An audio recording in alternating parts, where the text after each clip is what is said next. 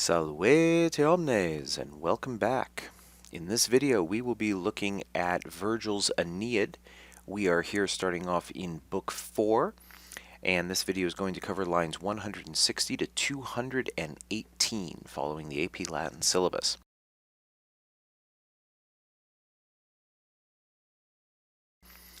Before we begin, as ever, let's have a quick review of our color coding here. Anything you see indicated in red is going to be a subject. Anything showing up in green is a verb of some variety. And words in blue are our direct objects. And so with that out of the way, let's dive right in. As we start Book 4, let's have a little bit of context. Dido has decided to lead her Carthaginians, as well as Aeneas and his Trojans, out on a great hunt.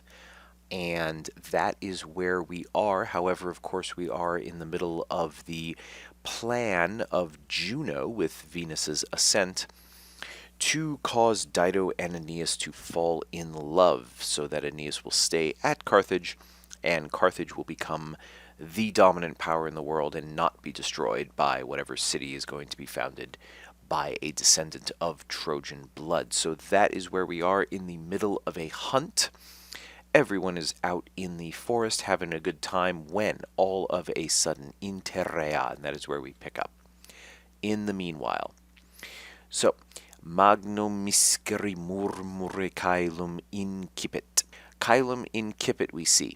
All right, so the sky begins to be, we see the passive infinitive here, misceri, to be mixed. Magno murmure. This is an ablative of manner with a great rumbling. We've seen this before. Obviously, this is alliteration, as well as potentially just a tiny bit of onomatopoeia. Magno miscere murmure caelum. We hear the rumbling in the distance.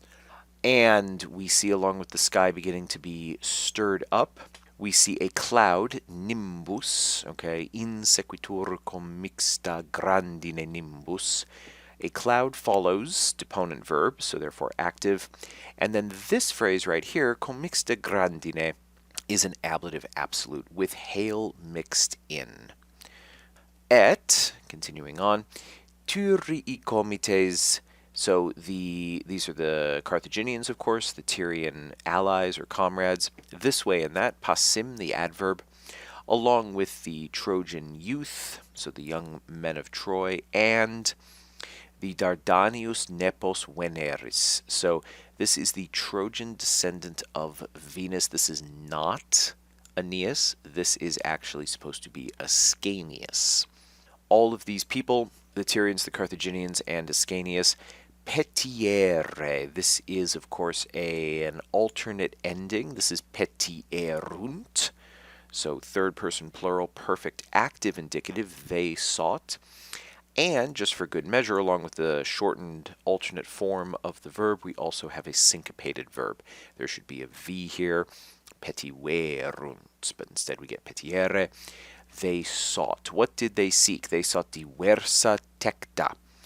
They sought various shelter. And because tectum is neuter, shelters, plural, they sought various shelters through the fields. Metu, this fourth declension word, metus, this ablative, this is an ablative of cause, because of fear. And then we see a little description here to finish out the line of how intense the storm was. Ruunt de montibus amnes, rivers flowed or rushed down the mountains. All right, continuing on as we scroll down. So here we see, with a little bit of hyperbaton, just to highlight the fact that Dido dukes et Troianus are in the same cave, spelunque andem. Dido, the leader, and the Trojan. Now, just little fun fact here, Dido may be feminine, but the position of dukes, while grammatically dukes is masculine, and we think, oh, it goes with Troianus, it probably actually goes with Dido. Dido, the leader, Dido, the one in charge, and that Trojan guy, right, he doesn't get a name, came to, we would say, the same eandem speluncam, the same cave. Continuing on, prima tellus et pronubiuno dant signum. So we have two people here. We see the et linking them, both of these people.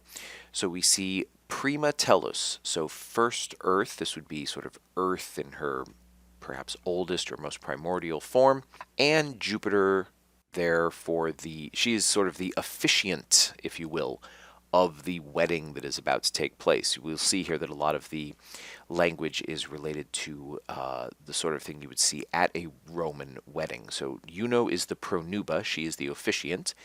They, both of them, Tellus and Juno, give the signal. Continuing on, fulsere ignes. So here again with fulsere, we see the shortened form of the third person plural perfect verb. Fulserunt is actually just fulsere. The subjects are ignes and presumably as well conscius aether. Ignes itself will stand as a plural, so that's fine. But fire flashed, this is probably lightning, given the context, and the ether, which is the air. The ether is conscius, so the ether is an ally. The ether is a co-conspirator of sorts, right? The ether is in on it.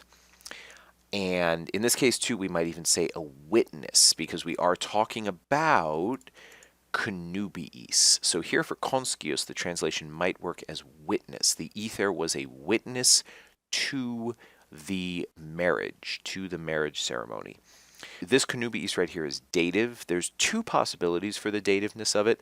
The first possibility could be that conscius, as this adjective, wants a dative. So in that case, connubiis would be dative with a special adjective. Or, just more broadly, connubiis could be a dative of purpose.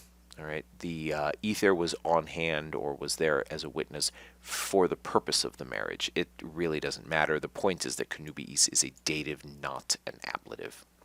And last but not least, in this tricolon of characters who are present at the wedding, we have the nymphae. Okay, the nymphae ulularunt. This would also, by the way, be another syncopated verb, ululaverunt. So they shouted, they screamed. From, we would most likely say, sumo vertice. It's ablative of place where or place from where. It really depends on how you want to read sumo vertice. Either the nymphs are standing at the top of the mountain, or they are the top of the mountain, or the highest point of the cave, we might say.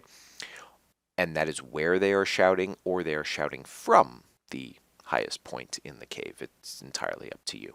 Okay, now that the wedding is over, we see this commentary on the wedding, which goes for these 4 lines. Ille dies primus leti, primusque malorum causa fuit. Now, there's an interesting thing going on here. These primus, the primuses right here, we are going to understand them with causa. We are going to read this as that day was the cause. It was the first cause, or the primary cause, we might say here for the translation. However, the gender of primus is dictated by its position, which is closest to dies, and dies is a masculine noun. So that's why the gender of primus is masculine, but our understanding of it will be down here with causa, and that is totally fine.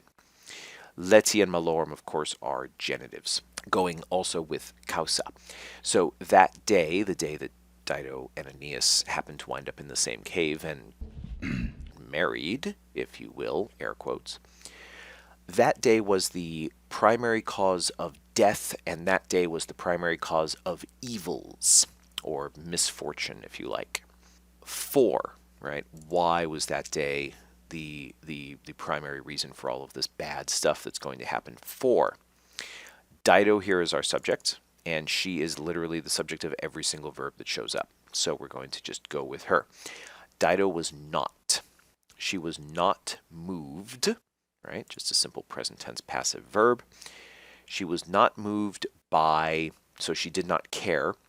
She was not moved by specie, the way it looked, literally the appearance of it, or fama, or the rumor of it, the report, what people would say. Okay, both of these, specie and fama, are ablatives, going with moeter. She was not moved by these things. Nor, now, does Dido consider, right, meditator. This is a deponent verb, meditator, which is why it has an object. Nor did Dido now consider her love to be secret. We can understand an essay in here to get to the adjective if we like, furtivum amorem. Dido calls, and amorem is still understood, right? She calls it, her love, a marriage, and she praetextit culpam, so she covers her sin, hoc nomine, by means of this name.